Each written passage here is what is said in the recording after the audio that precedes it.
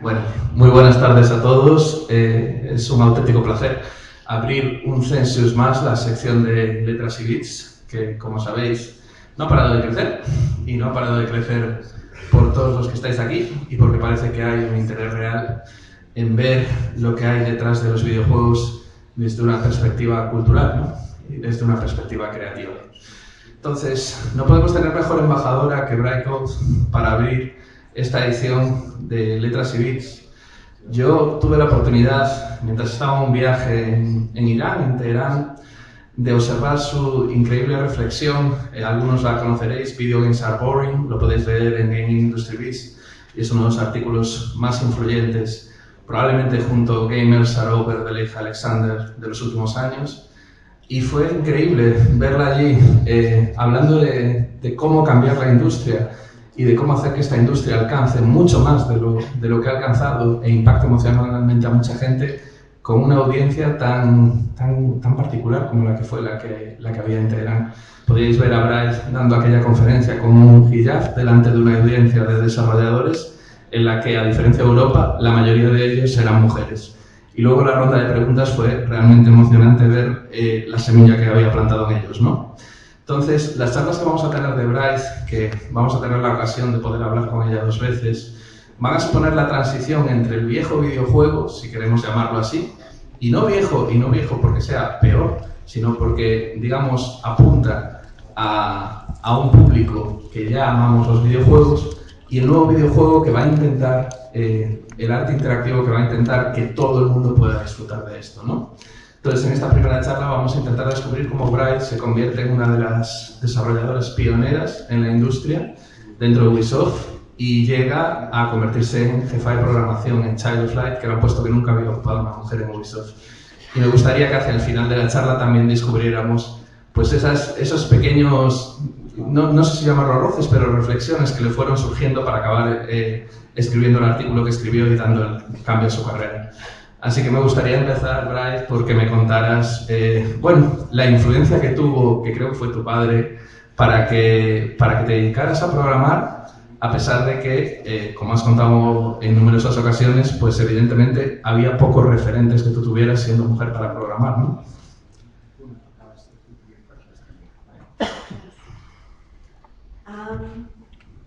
First, I want to say thank you for being here. I'm very happy to be here.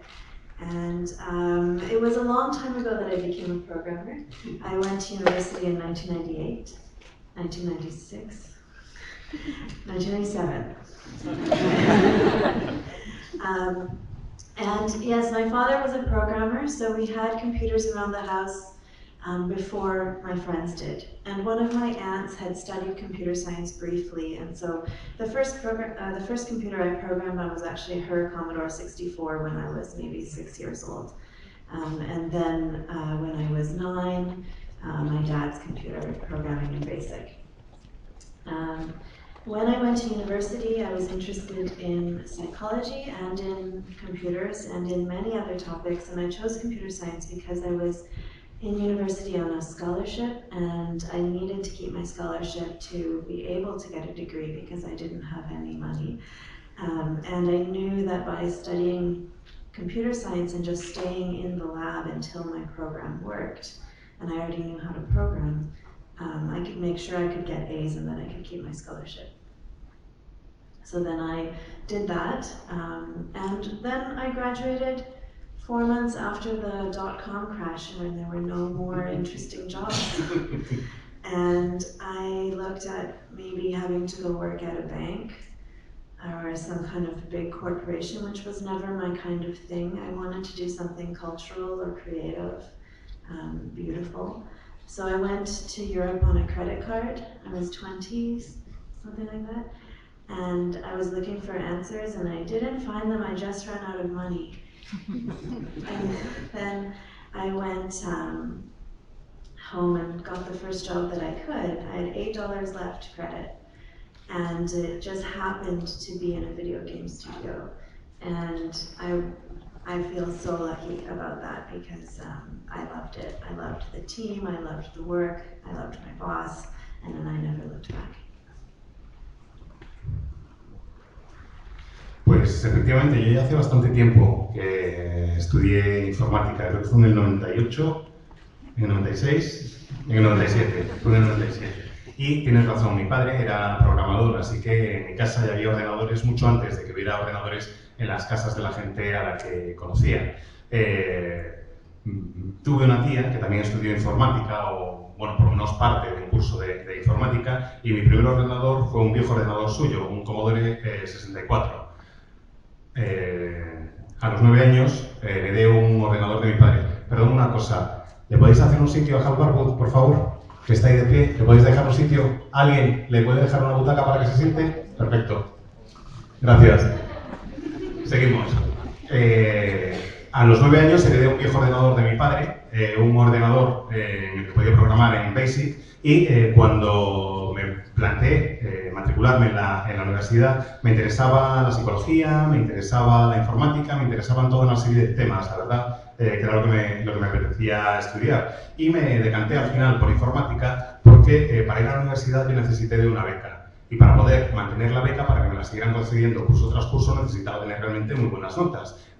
No tenía dinero para pagarme la matrícula, si no, sabía que informática en aquellos tiempos consistía básicamente en encerrarte en el laboratorio de informática, en la sala de informática con tu ordenador, y ponerte a trabajar hasta que tu programa funcionara. Y como yo ya sabía programar, pues sabía que iba a resultarme relativamente fácil conseguir buenas notas. Así que eso es lo que hice. Me licencié 4 meses después del crash de las .com, o sea que como veréis, vamos, en el momento idóneo para ser licenciado en informática. Y vi que las alternativas laborales que se abrían ante mí pues eran bastante distintas de lo que me había imaginado. Las posibilidades que tenía eran básicamente trabajar para un banco o trabajar para una gran empresa. Y eso no era lo que quería hacer, nunca había sido eso plato de mi gusto. Yo quería hacer algo cultural, algo creativo, algo artístico, y como no tenía ni idea de qué es lo que a qué me iba a poder dedicar, decidí pues explotar al máximo el crédito que me daba mi tarjeta de crédito e irme de viaje a Europa en pos de alguna respuesta,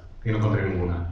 Me volví a casa, tenía 20 y pico años, y cuando me volví a casa me quedaban $8 de crédito en la tarjeta y para de contar. Así que me dije, bueno, pues tendré que aceptar el primer trabajo que se me plante delante, la primera oferta que tenga. Y resultó que la primera oferta fue de un pequeño estudio de videojuegos, y fue una suerte enorme. Me encanta el que haya sido esa la primera oferta, lo disfruté muchísimo y me encantó trabajar con el equipo, me encantaba el jefe que tenía, y desde luego he hecho la vista atrás y estoy feliz de aquella decisión. Pues inmediatamente te voy a preguntar por ese primer pequeño estudio y por ese primer trabajo.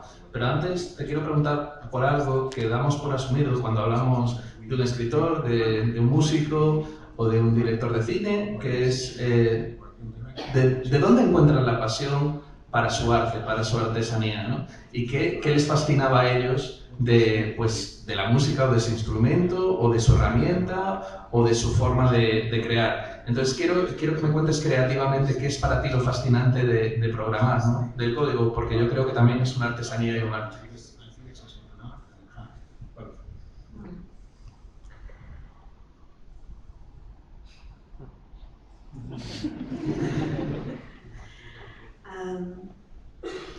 There are two things that are two completely separate directions that are fascinating to me about programming. And the first is the result of what you can create. I think our lives are very different than our parents' lives because of the level of interactivity that we have today because of the invention of computers and the internet.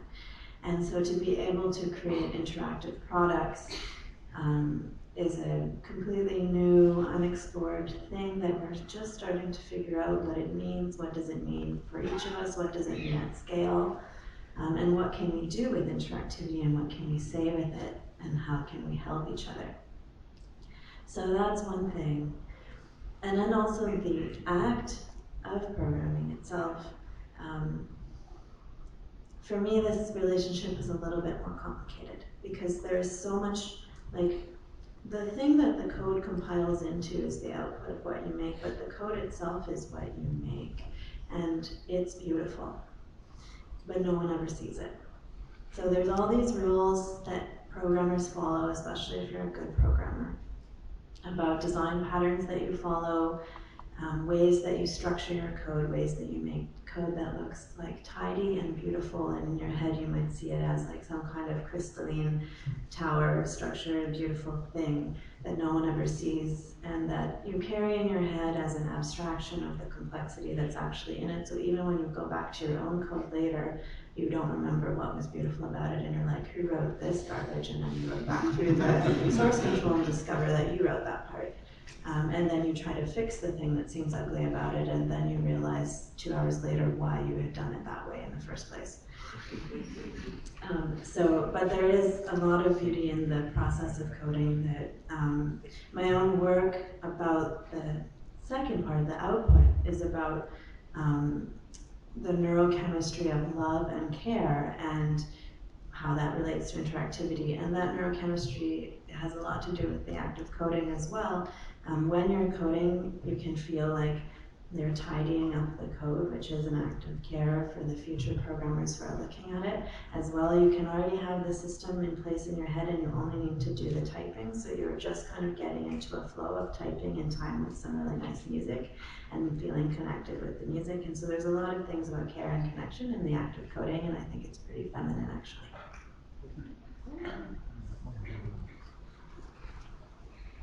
Hay dos cosas que me gustan del proceso de escribir código. El primero que me gusta es lo primero que me llama la atención, es el resultado. Vivimos hoy en día en una época muy distinta a la época de nuestros padres, y todo eso se debe al alto grado de interactividad en la sociedad en la que nos movemos. Tenemos los ordenadores, tenemos internet, y todo eso ha generado la interactividad. Y la interactividad creo que es algo que todavía no hemos explorado correctamente, que no hemos explorado bien en profundidad. La interactividad para mí significa que tenemos más oportunidades de ayudarnos unos a otros. Eso se logra gracias a la escritura de código, y por eso es uno de los elementos que me gusta. Y en segundo lugar, me encanta el acto de programar en sí, el acto de escribir código en sí mismo. La relación que se establece con la creación del código. El código luego se compila y da lugar a un resultado totalmente distinto, y no tiene nada que ver, pero el código en sí, en pantalla, el código es precioso como tal, y nadie lo ve nunca. Son patrones, son estructuras, son cosas que están dentro de ti, que las vas vertiendo y que quedan como algo muy limpio, quedan como algo bonito. Lo llevas a imaginar en tu cabeza como una especie de estructura casi cristalina, como una especie de torre que nadie más ve, pero tú sí la ves y para ti es preciosa, y esa abstracción te acompaña y la llevas dentro y realmente es increíble. Luego lo tienes que traducir, lo tienes que compilar y ves el resultado y dices, pero qué porquería es esta, qué feo ha quedado, quién ha hecho esto y por qué lo ha hecho. Y de repente te empiezas a echar la vista atrás, empiezas a investigar y dices, anda, pero si esto lo he escrito yo, vaya porquería que he hecho, y te pones a tratar de corregirlo. Llevas un par de horas tratando de corregir el código, de repente entiendes por qué lo habías hecho así en primer lugar. Y eso es realmente precioso. Tiene una belleza que es difícil de expresar. Hay una belleza en el proceso de codificación, una belleza que creo que es resultado de un proceso neuroquímico realmente. Para mí, escribir código es un acto de amor, es un acto donde hay cariño. Cuando escribes código hay ese amor por lo que estás haciendo, cuando te dedicas a limpiar los posibles errores, cuando tratas de dejarlo todo realmente limpio y realmente bonito. Estás tú sola, sentada, escribiendo, vas tecleando, hay un ritmo, a veces entras como una especie de flujo que es casi inconsciente y te dejas llevar, y a lo mejor estás escuchando música y estás tecleando y te parece que estás creando música mientras estás dándole a las teclas del ordenador también, y tratas de hacerlo con cariño porque tratas de dejarlo limpio para que el siguiente que llegue después de ti se encuentre el código perfectamente hecho y se pueda poner a trabajar. No sé, me gusta mucho el acto de escribir código y creo que es un acto muy femenino. Pues vamos a saltar entonces a ese primer trabajo y ese pequeño estudio. Después, evidentemente, saltaremos a lo que todos queréis saber, Assassin's Creed, Ubisoft, pero yo creo que en estas dos primeras preguntas sabéis que en Letras y Bits siempre pasa lo mismo, que al final da igual por el camino que vayamos, siempre vamos a encontrar cosas interesantes cuando hablamos con gente como Brightcove. Así que yo creo que ahora podíamos pararnos en esa primera etapa, en ese primer estudio y saber cómo fue el contacto con la industria, el primer contacto. My first job was at Relic Entertainment in Vancouver, and I just really loved it. I was working on this game called Company of Heroes. I worked on that game for 3.5 years, and I wrote the user interface tool. I wrote a lot of gameplay code. I helped out on Warhammer 40k Dawn of War. And then I wrote with my colleague Shelby the AI for Company of Heroes, and that's where I got very interested in AI, and I've made my career about AI ever since then. So if you play Company of Heroes, I don't know if maybe you might not be that old, but if you are, and you played Company of Heroes against the PC, then you played against me and Shelby. And what I loved about the work was, especially back then, we had to start by writing the game engine. So in the games industry, the kind of coding that we do is some of the most challenging because we're pushing the hardware as best as we can. We want to make things as efficient as possible to make them look as good as possible and run as smoothly as possible, which requires us to think about efficiency and really interesting architectural issues, especially in an RTS game where you have to replicate the same flow of execution across multiple computers. And I really liked working really closely with the design team iteratively. So, I would sit with the designers and they would kind of play the game, have ideas, and then I would implement their ideas, and then they would play the game again and then have new ideas, and then I would change the code, and we would just work like that over and over, and it was really fun.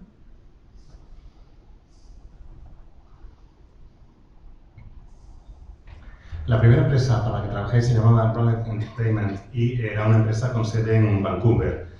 Trabajé con ellos durante una buena temporada y estuve sobre todo encargándome durante 3 años y medio de un juego que se llama Company of Heroes, que no sé si os sonará, pero bueno, yo me encargaba de desarrollar la interfaz de usuario, el código y estaba trabajando sobre todo en estas cuestiones. También trabajé en un juego que se llamaba Warhammer 40K Dawn of War y ahí es donde empecé a entrar en contacto con las inteligencias artificiales, algo de lo que me encargaba con una compañera que se llama Shelby. No sé cuántos de vosotros aquí presentes sois lo suficientemente mayores como para haber jugado a Company of Heroes, pero si hay alguien en la sala que haya jugado a Company of Heroes, que sepa que en realidad cuando jugaba contra el PC estaba jugando contra Shelby y contra mí. Me encantó el poder hacer estas cosas, me encantó ese trabajo y me encantó el poder empezar a desarrollar después el motor del juego. Esa es la parte más difícil siempre en la codificación, lo de crear el motor del juego, porque ahí es donde corres los mayores riesgos. Tienes que forzar al máximo para llevar al hardware a su mejor rendimiento, que sea eficiente, que sea bonito y que al mismo tiempo sea bastante sólido. La eficiencia es algo que nos preocupaba mucho, también nos preocupaba la solidez, sobre todo en el caso de juegos RTS, tiene que fluir todo entre distintos ordenadores, y a mí me gustaba que el proceso de desarrollo y de codificación fuera un proceso bastante iterativo, un proceso en el que había mucho contacto con el equipo de diseño. Yo le pedía a los diseñadores que vinieran a donde estábamos trabajando y que jugaran lo que acabábamos de desarrollar. Entonces ellos me daban su opinión y yo aplicaba las sugerencias que me iban haciendo e iba cambiando el código, y era un proceso que me gustaba muchísimo y así nos lo pasábamos todos realmente muy bien.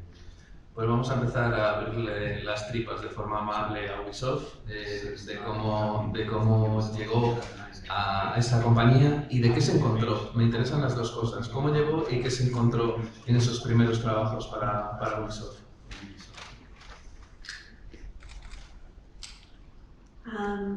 So I went to work at Ubisoft in 2008 and I worked there until 2015. I worked on 3 Assassin's Creed projects and then on Child of Light. And when I applied at Ubisoft, I really wanted the job, and the only opening they had was for a lead programmer, and I was an intermediate programmer at that time. But I just applied anyway, which is the opposite of what they say the problem with recruiting women is. Usually we don't apply unless we meet every criteria, but I just really went for it. And then in the interview, it was the first good job interview I'd ever done because I have a lot of problems with anxiety, and I've always gotten too anxious or not even showed up to job interviews because I've been too anxious. But that one, I really wanted it, and something came over me, and it was like I was watching someone else do the interview, and I killed it. I spent 45, after they interviewed me for 45 minutes, I spent 45 minutes grilling them about what the team is like and making sure it would be a team I would want to be on.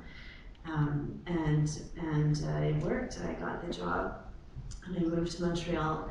And I guess because I'd applied for the lead position, they had a first impression that might have been a little bit better than what I was.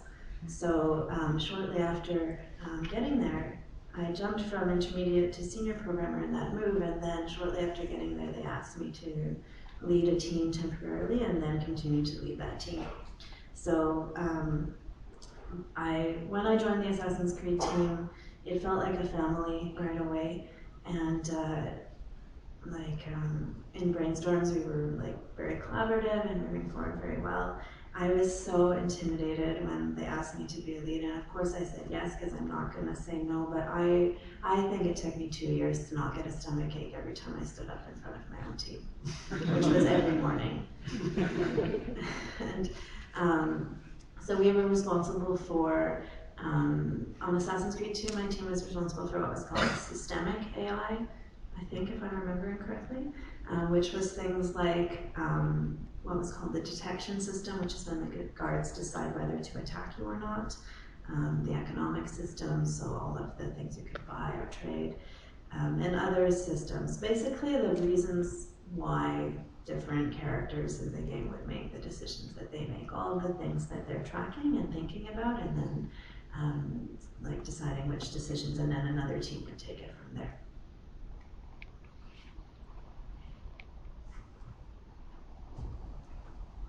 Entré a trabajar en Ubisoft en 2008 y me quedé en la compañía hasta 2015. Trabajé en 3 entregas de Assassin's Creed y también colaboré en otros proyectos. Y acabé en Ubisoft porque en el momento en el que me encontraba en mi vida, pues necesitaba trabajo rápidamente.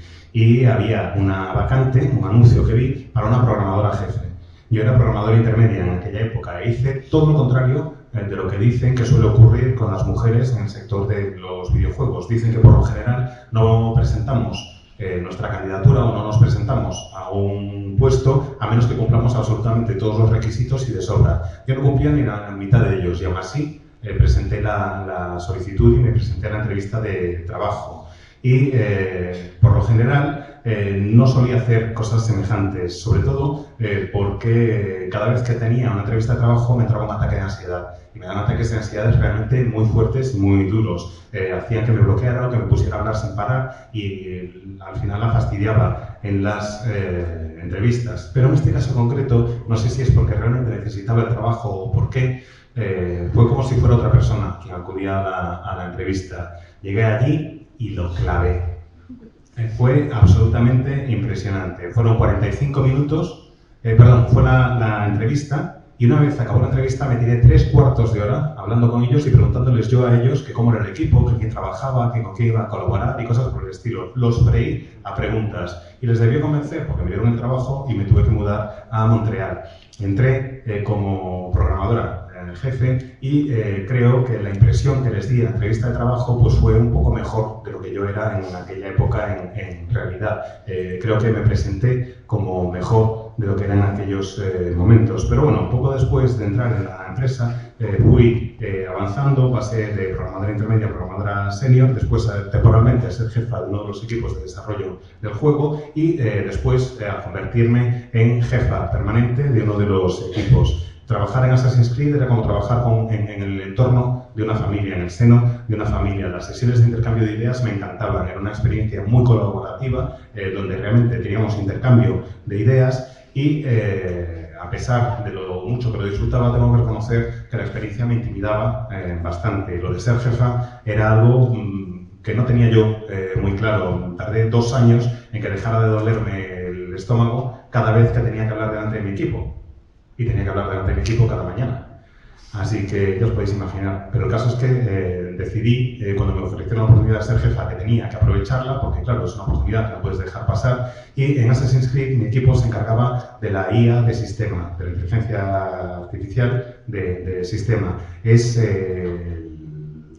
la parte de programación que se encarga de establecer en el juego, bueno, pues de detectar si hay alguien que te va a atacar o no, si hay alguien que va a tomar algún tipo de decisión económica o no. Básicamente se trata de determinar el porqué de la toma de decisiones de cada uno de los personajes, cuáles son los motivos para que tome una decisión y no la contraria. Y una vez determinábamos cuál era la decisión que se iba a tomar, entonces se pasaba el código al siguiente equipo que se encargaba de la siguiente fase. Vamos a hacer ahora como un parón en Assassin's Creed para enfocar dos cosas. Una cosa creo que nos interesa a todos los jugadores siempre es saber algo más sobre el proceso por el que se hacen nuestros juegos favoritos, porque al contrario que la industria del cine, esta industria es muchísimo más opaca, ¿no?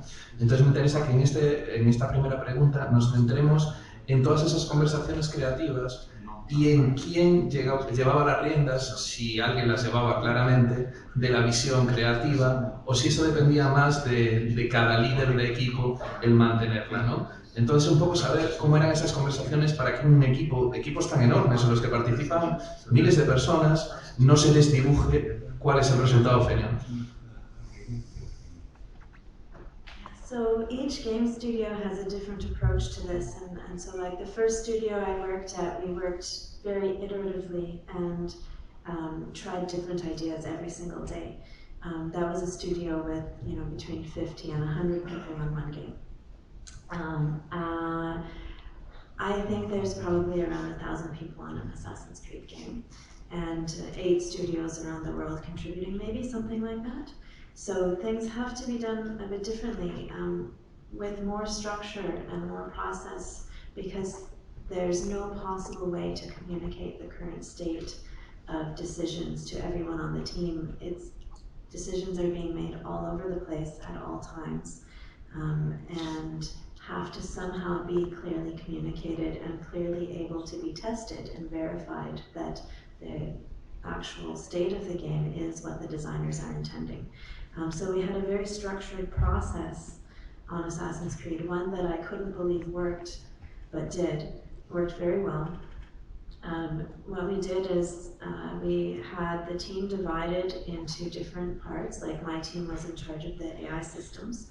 There would be teams in charge of the way the characters move, teams in charge of the buildings, teams in charge of the way the characters look, teams in charge of testing all of it, and many different other teams, probably between 15 to 100 people on each of these little sub-teams. And so from each of these teams, there would be someone who was sort of the lead of that team, or knew the tech, or knew the design for their part of the team. And we would have these meetings every day between 3 and 5 p.m. With one person from each of these sub-teams in a room looking at an Excel spreadsheet called a feature sign-off document.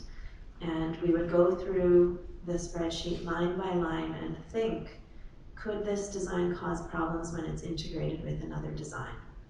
And just depending on the strength of the minds of the people in the room, we would try to say, like, this should not cause problems, or this should, or we should propose this instead, or this would leverage the existing systems better to achieve this similar result. This would be more fun and would use the systems better, etc. And then at the end of the meeting, we would sign off and say, yes, this is the design. We all agree it won't conflict with other designs. And we would send that document out to all of the different teams that would be related to creating that feature. And then they would work coordinating with each other as best as possible with the scale and complexity of what was involved, and all finish their work and see it come together like magic.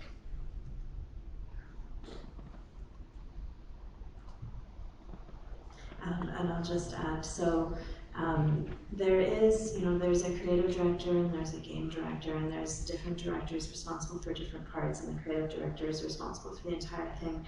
But all of the decisions being taken all over the team also feed into the creative work. So it's up to that team of people in that room to make sure that the vision is coherent and unified, but everyone's creativity is going into the project.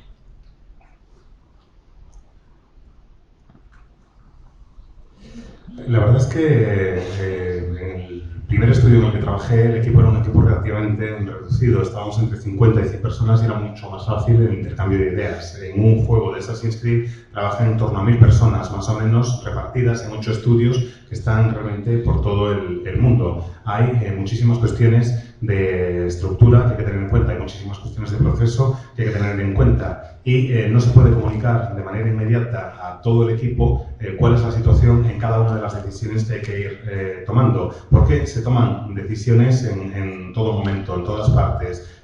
No puedes transmitir la información constantemente, así que lo que necesitas es que el proceso esté perfectamente estructurado, que todo funcione de manera bien establecida. Los distintos equipos se encargaban de distintas partes del juego, de distintos apartados.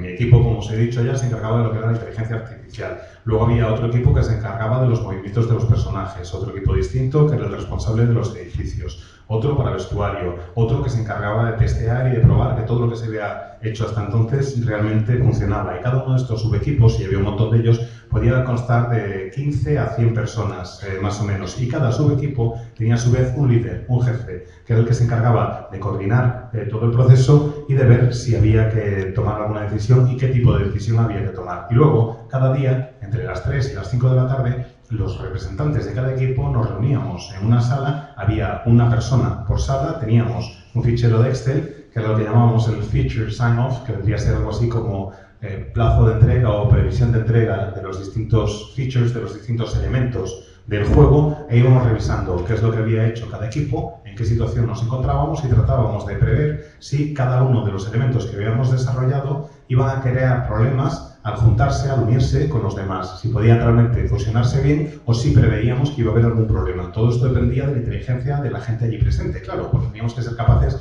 de anticipar posibles problemas y de saber si podíamos resolverlos o no. Y cuando íbamos viendo en Excel cómo estaban las cosas, decíamos, pues mira, yo creo que aquí igual esto va a descompensar por este lado, pero lo podemos compensar con esta otra herramienta, o esto habría que cambiarlo, o esto habría que hacerlo de una manera distinta. Y no parábamos hasta que no estábamos todos totalmente de acuerdo en las decisiones que había que tomar, hasta que no estábamos todos totalmente de acuerdo en cuanto a cuestiones de diseño. Una vez las teníamos claras, esa hoja ya actualizada, ese archivo Excel, mejor dicho, ya actualizado, se enviaba a todo el resto del equipo. Y esa era la línea que teníamos que seguir. Estaba muy bien lo de poder ejercer como coordinador, pero tenías que tener presente que no era una decisión solo tuya, sino que era una decisión del equipo. Y lo que era muy positivo, lo que era realmente precioso de todo este trabajo es que, a pesar de la complejidad, si ibas haciendo bien este proceso, cuando al final integrabas todos los elementos, se ensamblaban y creaban una unidad casi como por arte de magia. Todos los juegos tienen un director creativo, un director de juego y toda una serie de decisiones. El director creativo es realmente el responsable del juego. Los directores son los que van tomando las decisiones, pero es el equipo el que marca la pauta a seguir en el juego. Es el equipo el que con sus aportaciones, con su día a día, con su involucración, marca cuál va a ser el resultado final del juego. Pues volviendo a la belleza de ese código del que hablabas antes, me gustaría conocer un poco la belleza de diseñar sistemas de inteligencia artificial, porque creo que en los mundos que plantean videojuegos como Ubisoft, parte de la belleza está ahí en la inteligencia artificial, en la sensación que tiene el jugador al pasear por esas calles de que la gente con la que pasea está viva y toma decisiones relacionadas contigo o no. Entonces, un poco saber cómo esculpíais ese tipo de comportamiento de los personajes y cómo se desarrollaba con la narrativa y el resto de la visión creativa.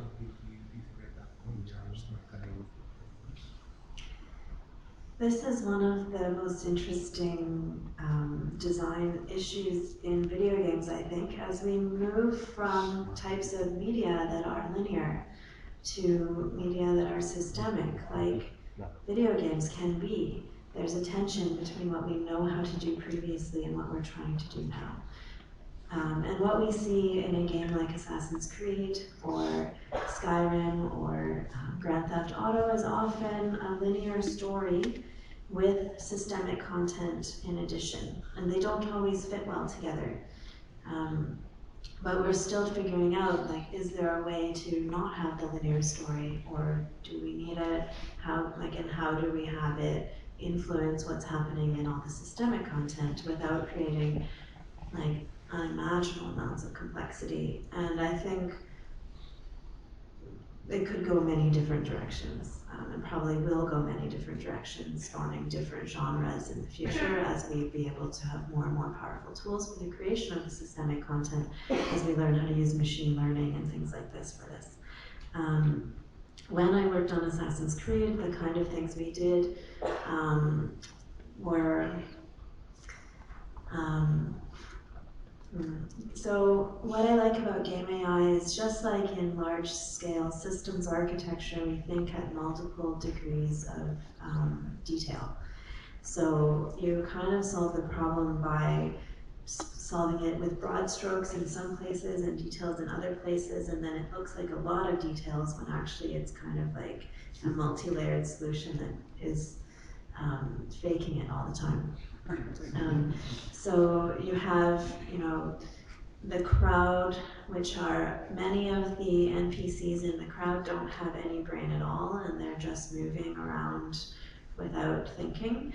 And then every once in a while we take one of them and stick a brain inside of them and have them do something. And then it looks like they're much smarter than they are all the time, but it's just here and there, one of them once in a while. And then there can be even like, we have this concept in video game called level of detail, which is basically also what I'm talking about.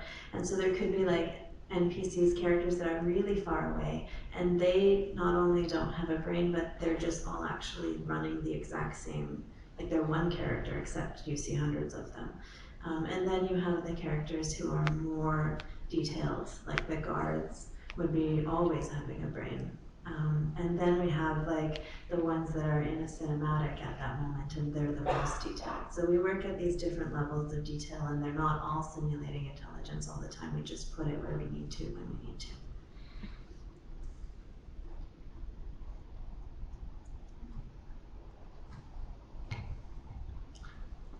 La verdad es que una de las cuestiones que más me interesa en cuanto al diseño, una de las cosas que me parecen más interesantes, es cómo podemos pasar de una manera lineal de narrar a una manera sistémica. Cómo podemos cambiar, ahora creo que está cambiando en parte el paradigma, y dejar de pensar en cómo hacíamos las cosas hasta ahora y empezar a pensar en cómo lo podemos hacer de cara al futuro. Y ahí hay siempre una división y ahí hay siempre una tensión. Cuando ves juegos como Assassin's Creed, como Skyline, como el GTA, como Grand Theft Auto, ves que es una historia lineal que tiene elementos sistémicos y no siempre casan esos dos elementos, los lineales y los sistémicos. Es muy difícil tratar de averiguar cómo abandonar esa historia lineal sin influir demasiado en el contenido y para poder tener en cuenta el contenido sistémico sin elevar la complejidad de los juegos de manera excesiva. Creo que ahora podemos empezar a plantearnos distintos géneros, distintos enfoques, distintas maneras de hacerlo de cara al futuro. Los sistemas de aprendizaje de las máquinas están mejorando mucho y nos pueden permitir cosas así. En Assassin's Creed lo que solíamos hacer para fingir que las cosas funcionaban realmente era que se trata de un juego que es lineal pero que tiene elementos sistémicos importantes. Cuando creas un juego así, estás creando en realidad una arquitectura de sistema a gran escala. Una arquitectura de sistema a gran escala que además parece que tiene un grado de detalle elevadísimo y tienes que ir resolviendo todos los problemas que se te van planteando cuando vas creando esa arquitectura de sistema. Y lo resuelves de dos maneras distintas, o a brochazos, tapándolo todo como puedes, o realmente con ese grado de detalle que se supone que tiene en todo momento el juego. Cuando lo miras, parece que todo es súper detallado, pero lo que hay que hacer es tratar de engañar al jugador, porque eso en realidad se presenta en distintas capas, y me explico. Normalmente la capa más sencilla de ese primer brochazo sería la multitud, que son PNJs, son los personajes, los jugadores que van pululando por ahí y que no tienen ni cerebro ni nada, tienen simplemente una serie de rutinas y para de contar. De vez en cuando, a alguno de estos, aleatoriamente, le metes un cerebro, para que de repente ese PNJ pues haga algo que parezca inteligente. Y cuando hay uno que hace algo que parece inteligente, parece que todos los demás también lo son. Y estás elevando de golpe la media de esa multitud, que en realidad es una multitud descerebrada. Y eso os vas poniendo aquí y allá. Luego, en el mundo del videojuego hay un concepto que es el grado de detalle, que es de lo que os estoy hablando ahora mismo. Hay personajes no jugadores que pueden hacer según qué cosas y que pueden tener pues un poco más de cerebro, igual es uno cada 100. Luego tienes otros personajes que tienen un grado de detalle mayor y los vas colocando de una manera estratégica para que parezca que todo está perfectamente desarrollado. Y luego tienes también el siguiente grado de detalle, que serían, por ejemplo, los guardias o los soldados, que ya tienen que tener un grado de desarrollo mucho mayor. Y los que tienen el grado máximo de desarrollo entre los personajes no jugadores son los que forman parte de la acción cinemática, del momento de los que están en la parte cinemática, es decir, los que interactúan realmente. Esos son los que tienen el grado más grande de detalle, no es siempre el mismo grado de todos, no llega a ser realmente un desarrollo completo de la inteligencia, pero sí tratas de darles el mayor grado posible para que parezca que todo está siempre al máximo nivel y para mantener esa ilusión todo el tiempo que sea necesario, que el jugador se lo siga creyendo todo el tiempo necesario. Bueno, pues el tiempo para esta primera parte de nuestra charla con Bright Ghost se ha agotado. Y lo interesante es que todo lo que nos ha contado y la pasión y conocimiento que veis que tiene por el mundo del videojuego, en concreto el mundo del videojuego AAA, le vamos a dar la vuelta en la próxima charla, porque ella llegó a la conclusión de que en el videojuego todo lo que se hacía estaba equivocado y había que ir por otro camino. Así que os invito a que vengáis a la siguiente charla de Bright Code para descubrir por qué todo lo que os hemos contado ahora estaba equivocado y hay otra dirección posible para los videojuegos que resulta todavía más interesante. Y nada, creo que llega el momento de despedir momentáneamente a Bright con un enorme aplauso.